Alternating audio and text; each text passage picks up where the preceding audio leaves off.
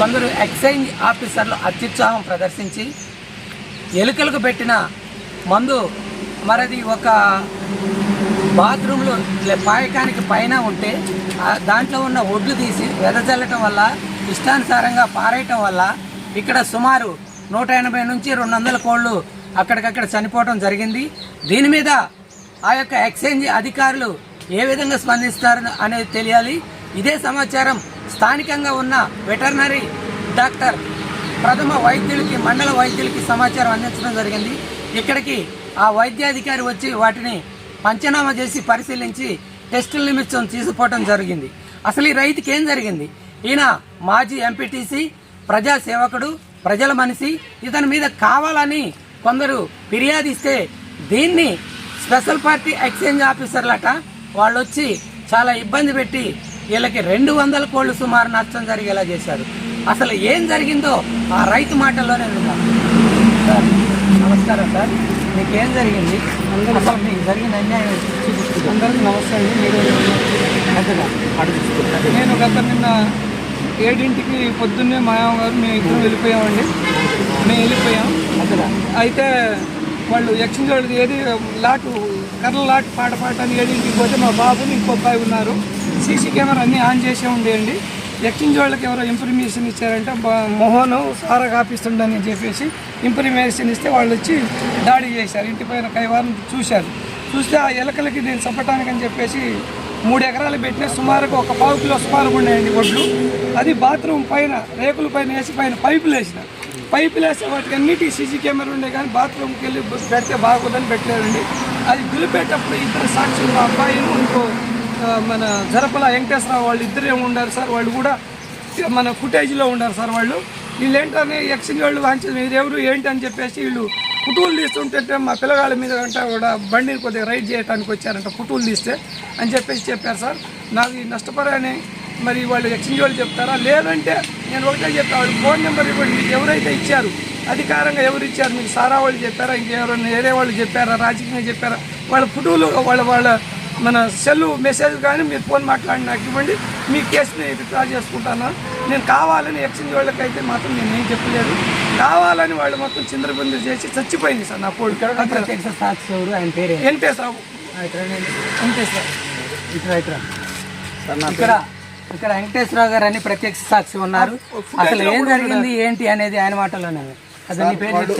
నా పేరు ఘరపల వెంకటేశ్వరరావు సార్. నా పేరు ఘరపల వెంకటేశ్వరరావు. వాళ్ళు ఎక్స్చేంజ్ వాళ్ళు ఒక 3 వచ్చారు. వచ్చిన తర్వాత వాళ్ళు ఏం చేశారంటే 3 లోనికి పోయారు.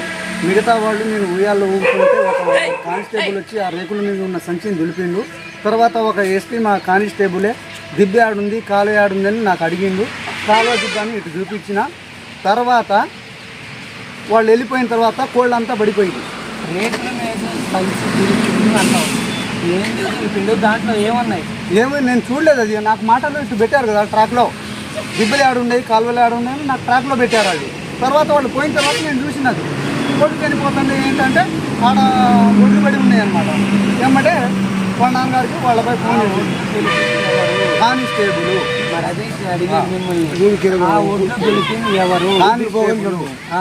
ఇప్పుడు మరి కారు గుద్దడానికి వచ్చిందన్నారు. ఎవరిని? కార్ డ్రైవర్ నన్ను ఇంకో మా మామని ఆడ దిబ్బల కాడికి పోయి సార్ కోళ్ళు చేస్తున్నాయి, ఒకసారి 2 సార్లు ఎవరు ఒడ్లు దులిపింది ఈ సంచిలో అని నేను అడిగిన. అయితే ఎవరు దులిపారని కారు డ్రైవర్ మా మీద కారు తీసుకొస్తాను. మీరు తీసుకొచ్చారా? ఓకే, విన్నారు కదా.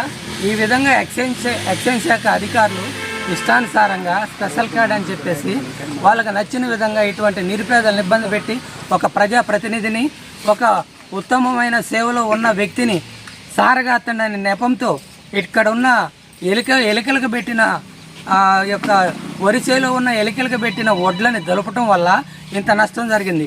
ఇందుకు ఈ యొక్క సమాచారం తెలుసుకొని ఫిర్యాదు అందుకొని వచ్చిన వెటర్నరీ డాక్టర్ గారికి మా తరపున ఇక్కడ వీళ్ళందరి తరపున మరొకసారి ధన్యవాదాలు తెలుపుతూ, ఇక్కడికి వచ్చిన తర్వాత డాక్టర్ గారు ఏం పరిశీలించిండో ఒక్కసారి ఈ మీడియా ద్వారా చెప్తారు సార్. మళ్ళీ మీకు నా పేరు అనాస్ అండి. నేను తలాడ మండలం వెటర్నరీ డాక్టర్ని.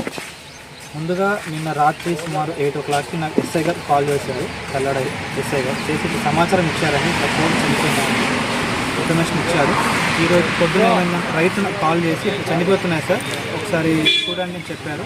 వచ్చి మనం ఘటనాస్థలానికి రాగా కోళ్ళు చనిపోయి ఉన్నాయి, కొన్ని క్రిటికల్ స్టేజ్లో ఉన్నాయి. క్రిటికల్ స్టేజ్ వాటికి ట్రీట్మెంట్ అయితే చేసాం మనవంతుగా.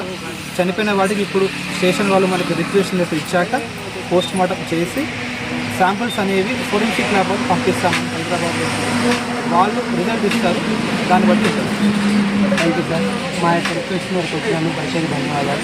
చూశారు కదా, ఈ విధంగా అన్యాయం జరిగింది కాబట్టి, ఈ నష్టం జరిగింది కాబట్టి ఈ యొక్క అక్షిత మీడియా ఎస్ న్యూస్ ద్వారా వీళ్ళకి కనుక న్యాయం జరగని పక్షంలో తక్షణమే ఆ అధికారులపై మేము కూడా ఆర్టీఐ తరఫున హెచ్ఆర్సీ తరఫున కేసులు వేసి మరి వాళ్ళకు నష్టపరిహారం జరిగేలా చేయాలి. తక్షణమే ఆ అధికారులు ఎవరైతే ఉన్నారో వాళ్ళని కూడా సస్పెండ్ చేసేందుకు చర్యలు తీసుకోవాలని స్థానిక ప్రజలు కోరుకుంటున్నారు. అదేవిధంగా ఇక్కడికి నూతనకల్లు సర్పంచ్ శ్రీనివాస్ గారు వచ్చారు కాబట్టి ఆ సార్ కూడా వారి యొక్క వివరణ ఏమిస్తారో వారి మాటల్లోనే ఉందాం.